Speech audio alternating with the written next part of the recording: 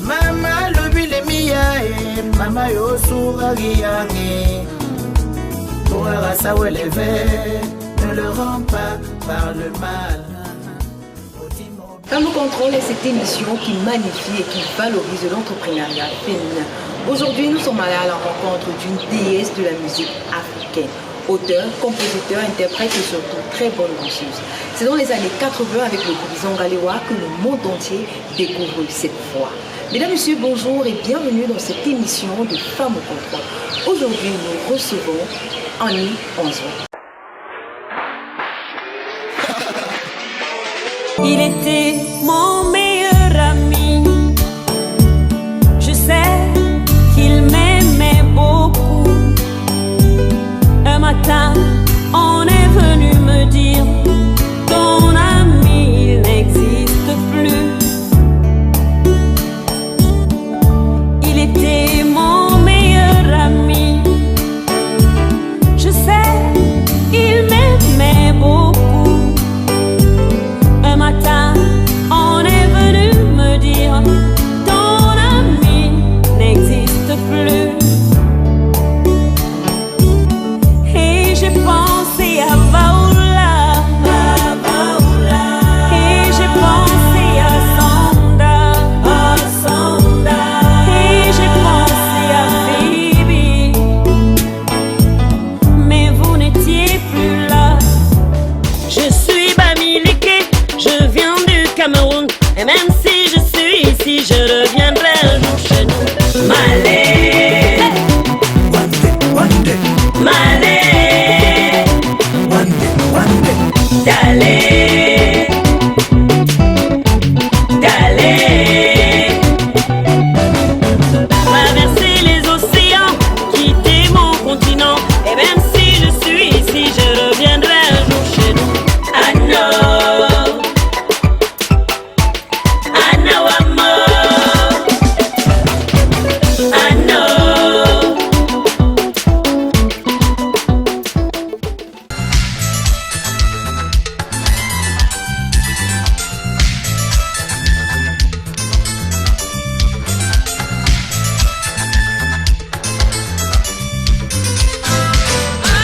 J'ai besoin d'entendre les pleurs quand je rentre le soir à la maison. J'ai besoin d'entendre chanter.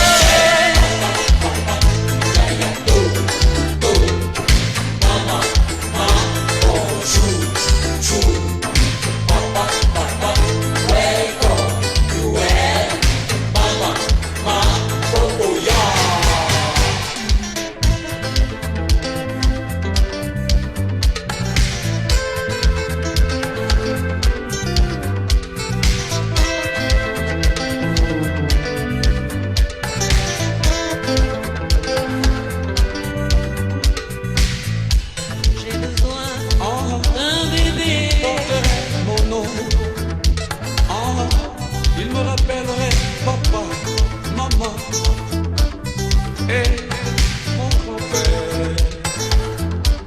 Il garderait ma maison, mon village, mon pays. Un verre cassé, la perfora sur le plancher, j'ai besoin de tout ça. Moi aussi j'ai besoin de tout ça. Un plat cassé, j'ai besoin de tout ça. Un verre cassé, j'ai besoin de tout ça. J'ai besoin d'être taché, taché, taché, taché. J'ai besoin d'être mouillé par mon petit bébé. J'ai caca, pipi, pipi, j'ai caca, manque l'école. Gaoula, j'ai tombé bas.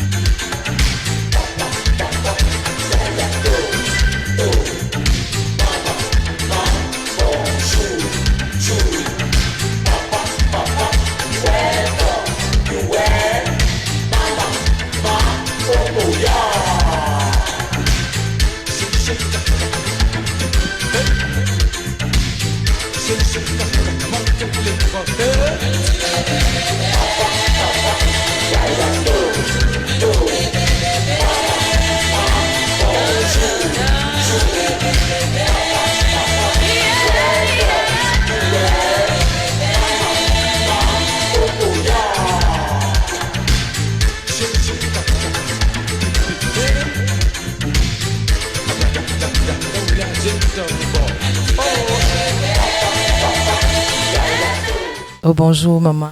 Bonjour. Merci de recevoir l'équipe de Reflet d'Afrique Télévision chez vous. Soyez les bienvenus. Merci. Oui maman, de prime abord, nous voulions savoir dans quelles conditions est-ce que vous avez grandi. Est-ce que vous pouvez nous raconter votre enfance? Non, on va dire que à ma toute tendre enfance, j'étais affectueusement comblée par l'amour de ma grand-mère maternelle. Donc, c'était très bien. C'était vraiment bien. Et comment vous commencez avec la musique? La musique, on va dire que déjà, en étant toute petite, avec ma grand-mère, on chantait les cantiques religieuses et souvent le soir, avant de dormir, on priait et en priant, on chantait. Le matin, quand on se réveillait, on faisait la prière matinale et à chaque fois qu'on faisait la prière, on chantait. Quand on allait au champ, quand on allait travailler dans les champs, avant de commencer le travail, on priait, mais on chantait toujours avant. Donc j'ai été baignée comme ça dans les harmonies et la très très très belle voix de ma grand-mère. Je pense que c'est de là que m'est venu, enfin, ça s'est imposé à moi. Et aujourd'hui, malgré le temps qui est passé, et il faudrait préciser que vous avez commencé la musique avant les années 80, parce que c'est en 1900, dans les années 80 qu'on vous découvre avec le groupe Zangalewa. Mais avant ça, vous chantiez déjà. Est-ce qu'aujourd'hui, vous ne regrettez pas le choix que vous avez fait il y a plus de 20 ans? Déjà, j'ai commencé à chanter professionnellement, euh, on va dire en 86, parce que le premier album avec les Angalewa est sorti en 87. Donc, c'est à ce moment-là, toute adolescente, que j'ai commencé à chanter de façon professionnelle. Mais avant ça, bon, je flirtais un peu avec la musique. Partout où j'entendais un son, je m'arrêtais. Mais c'était pas professionnel. Et voilà. Et Je sais pas comment. Vous avez dit quoi? Est-ce que vous regrettez? Est-ce que si le choix était à refaire, est-ce que vous referiez le même choix? Et il n'y a pas de regrets qui tiennent. Je remercie d'ailleurs le ciel de m'avoir donné cette voix magnifique et, euh, et je reconnais que la musique m'a tout donné parce que quand j'étais très mal et que je me mettais à chanter, euh, je m'évadais. Je m'évadais et Dieu seul sait comment ça n'a pas été facile pour moi. Et donc la musique pour moi est, est quelque chose de vital. Et aujourd'hui, on vous découvre dans une autre activité, qu'est la restauration. Ça fait un moment. On s'est rendu compte que vous avez ouvert un restaurant. Comment s'est fait la transition? Est-ce que c'est juste parce que vous vouliez arrondir vos fins du mois ou alors c'est juste parce que la musique ne nourrit plus véritablement son nom? Hum, je veux dire, c'est tout ça, c'est tout ça. Mais c'est d'abord une passion, la cuisine. La preuve, j'ai en 2000, entre 2002 et 2005, j'ai eu un restaurant à quoi, un restaurant cabaret que j'appelais la pêche music hall. Donc c'est pas une question, c'est pas seulement une question de maintien matériel, financier, mais non, c'est aussi d'abord une passion. Bon, je ne peux pas me mentir en me disant que je fais seulement ça parce que c'est une passion. Non, je fais aussi ça parce que euh, vu la situation de l'artiste au Cameroun, vu ma situation, vu que j'ai décidé depuis plus de 10 ans de retourner vivre au Cameroun et que musicalement, rien ne s'est passé vraiment comme il se doit par rapport à mon dû. Je me bats, je me bats pour tenir. Et là, on s'est dit, avec la pandémie qui est encore... parce qu'avant, on pouvait quand même être sollicité pour oui, une ou deux prestations et tout ça, ça nous permettait de tenir. Mais aujourd'hui, ce n'est plus ça. Avec la pandémie, c'est notre secteur qui est frappé de plein fouet. Et voilà. Et donc la restauration, elle m'aide à tenir. Déjà, avec les prix, les prix qui sont sur le marché, est-ce que Vous-même, vous avez vu tout à l'heure, hein, c'est pas donné, surtout le marché qui est à proximité de ma maison, et il est vraiment très très cher. Mais bon, on essaye de... Je sais que je fais bien mon travail avec passion et je sais faire la cuisine parce que à chaque fois que j'ai toujours fait la cuisine, euh, ça a été apprécié. Et donc, je sais que ceux qui viennent goûter à mes recettes vont revenir. Ça, c'est sûr. Parce que, voilà. et avec ces prix, est-ce que financièrement parlant, est-ce que vous réussissez à vous en sortir? Je ne dis pas que je vais m'enrichir tout de suite, mais on va essayer d'élargir, on va essayer d'élargir le projet. Pour commencer, je ne pense pas m'enrichir tout de suite. Mais vu que je fais mon travail avec passion et que je suis sûr de moi, je le fais bien, c'est propre, c'est bon à manger, je vais élargir mon projet en proposant des services traiteurs. Il y a déjà des plats à emporter et puis et comme je peux aussi euh, euh, proposer dans l'événementiel tout ce que je sais faire. Oui, maman, aujourd'hui, c'est vrai que vous l'avez déjà évoqué. Le pays et le monde artistique traverse le monde artistique a de véritables problèmes au niveau des droits d'auteur. Et on a plein d'artistes qui s'en vont. Quand je parle de s'en aller, c'est carrément quitter la terre sans avoir bénéficié de leur dû. On a le cas de Maman Angéa qui est partie en interpellant ses fans de lui venir en aide.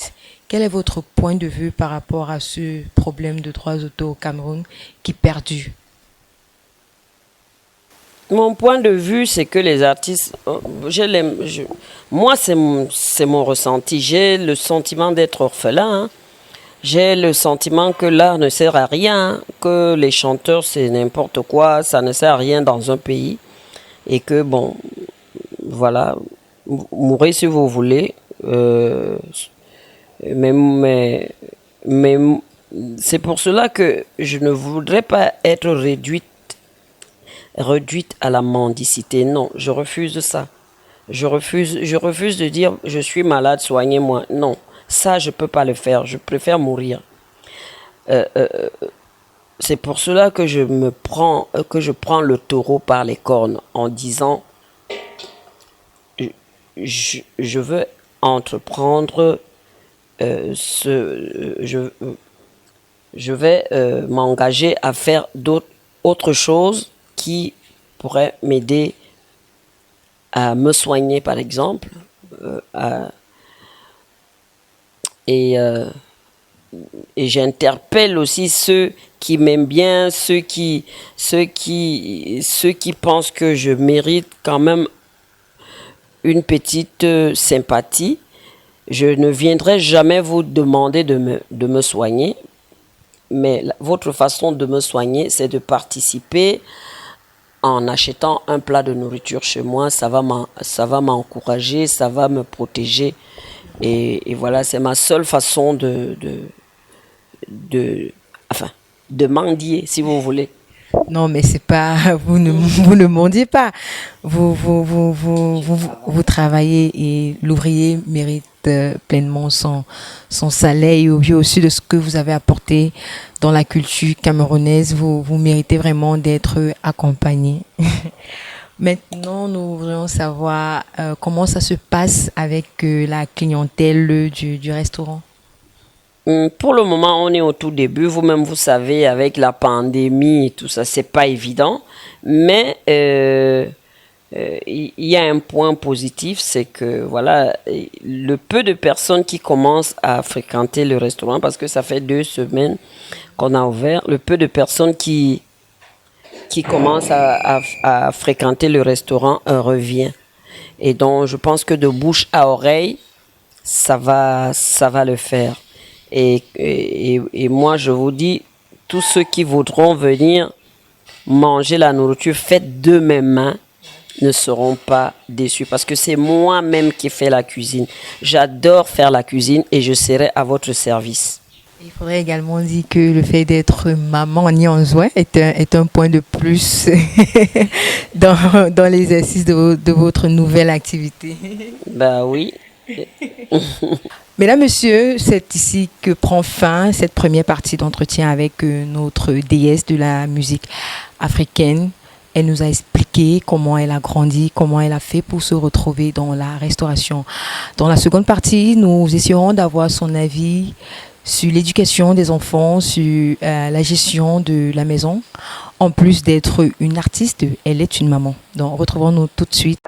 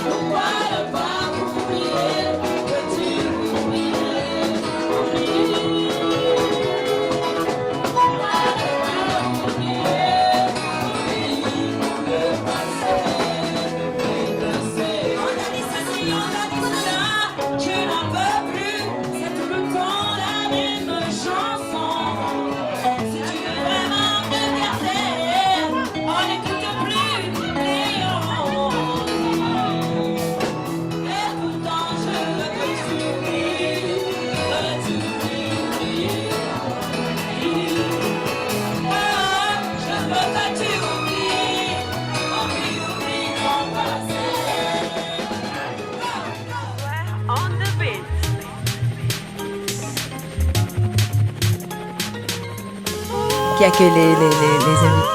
Oui. Et on se rend compte qu'il y a beaucoup de touches africaines. Pourquoi avoir choisi cela? Quand vous entendez 11 Village, c'est-à-dire le village de 11. Je suis une bonne africaine, je suis très fière d'être qui je suis. C'est pour cela que jusqu'au bout des ongles, je défends ma culture. D'accord. Et on se rend compte qu'il y a Il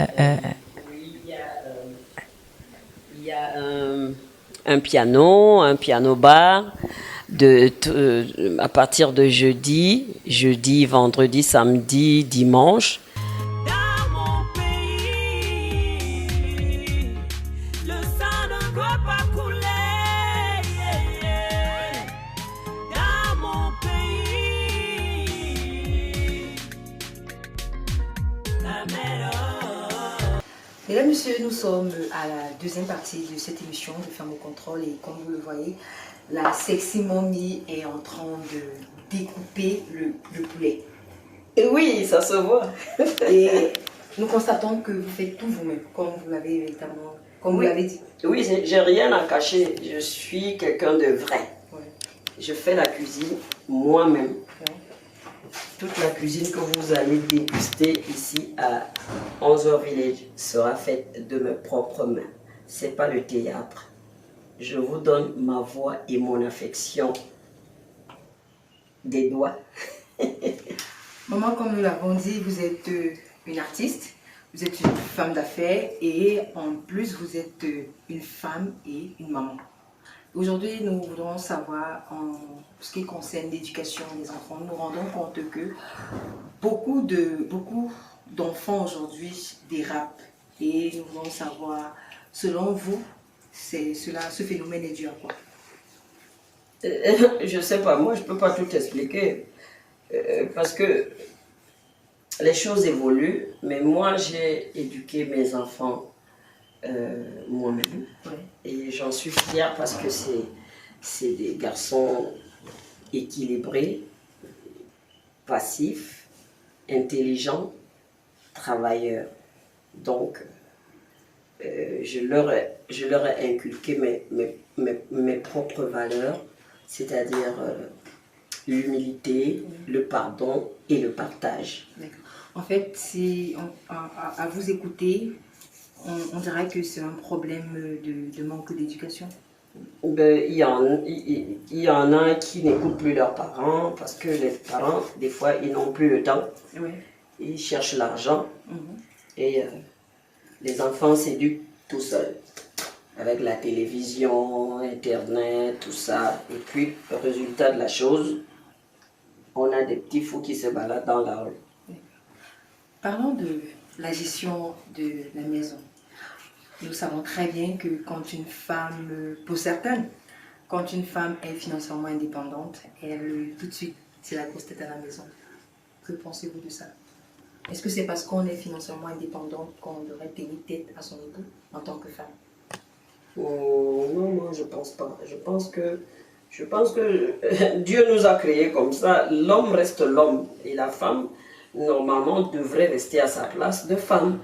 Mais malheureusement, on importe la culture des Blancs et on se dit que c'est elle qui est meilleure que la nôtre. On se dit qu'ils n'ont pas de défauts. On se dit... Ah, voilà. Et tout va dans tous les sens. On ne peut pas tout copier chez les autres et négliger ce qu'on a, nous, comme valeur. Okay. Aujourd'hui, Femmes au contrôle est une émission qui encourage les femmes, la femme entrepreneuse. Aujourd'hui, si on vous demandait d'adresser un message à toutes ces femmes qui ne font aucune activité et qui attendent tout d'un homme, ce sera lequel? S'il vous plaît. S'il vous plaît, ma chérie, c'est le nem. Non, chacun doit se battre. Même si l'homme travaille, toi aussi tu dois être, comment dirais-je, ce n'est pas seulement une question de recherche d'argent, c'est un épanouissement personnel. Parce que quand tu es occupé, tu es moins stressé, tu es moins nerveux, et voilà, et tu gardes ta santé. Les filles, Moi, je vous dis bosser seulement parce que ça fait partie de l'autonomie et du bonheur absolu d'un être humain. Et un conseil pour les jeunes générations qui se lancent dans la musique? C'est sûr que je ne sais pas si je suis un exemple parce que je ne suis pas riche, parce que tout le monde pense que la vraie réussite c'est avoir des milliards dans son compte. Mais je me permets quand même de leur dire que tout métier, quand on le fait bien, même si c'est dans un contexte compliqué comme le nôtre, on finit toujours par sortir sa tête de l'eau. Donc, à Nyansouer, je suis pas au Cameroun parce que je ne pouvais pas m'exiler. J'ai des papiers français. J'ai été 1-2 fois au Canada. La 3e fois, ils m'ont donné un visa travailleur. Et non, mais moi, je ne suis pas restée au Canada. Je suis rentrée au Cameroun parce que j'aime mon pays, parce que je sais que c'est ici que j'ai mes repères, que je me sens bien, que voilà, je me sens bien ici. Et un point, c'est tout. Je n'ai pas besoin d'être riche pour être heureuse. Je me bats, je nourris ma petite famille et Dieu m'a donné la santé et je pense que c'est le plus important. Je vous aime. Maman, nous sommes arrivés au terme de cet entretien. Votre mot de fin, c'est quoi? Venez m'encourager à 11h Village si vous voulez que je reste forte, que je continue de me battre, que je continue de transmettre. Venez m'encourager en mangeant un petit plat. Il y a des plats à 2500. À partir de 2500, vous avez un plat. Là, je suis en train de faire du poulet parce que j'ai des gens qui doivent venir manger. Et ce week-end, je vous annonce que je suis en train de créer un petit concept. Chaque samedi, je vais faire un plat traditionnel du Cameroun. Je vais appeler ça le tour du pays. C'est-à-dire que ce samedi, vous aurez le ndolé parce que je suis à Douala, je dois respecter ça. Et donc, je dois commencer par le ndolé. Après, vous aurez tout. Vous aurez la sauce jaune, vous aurez le ndor de chez moi, vous aurez le nsouri, vous aurez le mbongo, vous aurez le mbol de l'Est, vous aurez... On va souvent faire le tour du Cameroun. Chaque samedi, je vous ferai un plat de chez nous pour vous prouver que moi, Nyansouer, je suis une Camerounaise jusqu'au bout des ongles. Je vous aime. Un petit acapella, s'il vous plaît.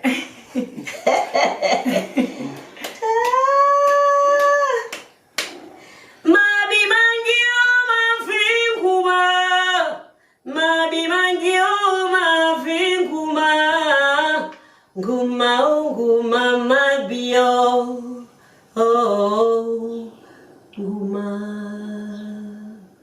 Wow, merci beaucoup maman. Nous sommes arrivés au terme de cette autre émission de Femmes au contrôle.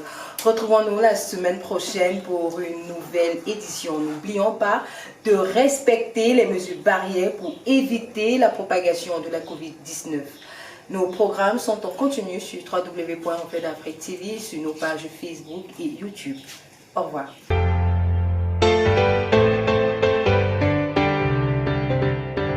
Oh Jésus, je suis là pour t'adorer.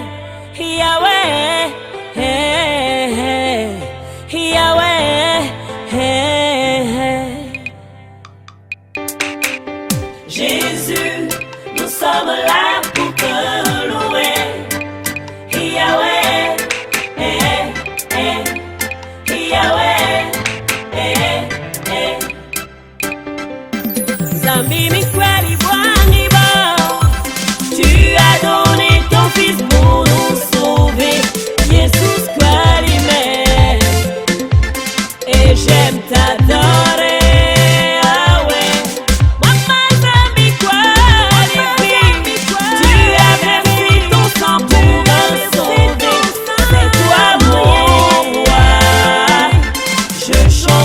Ta gloire.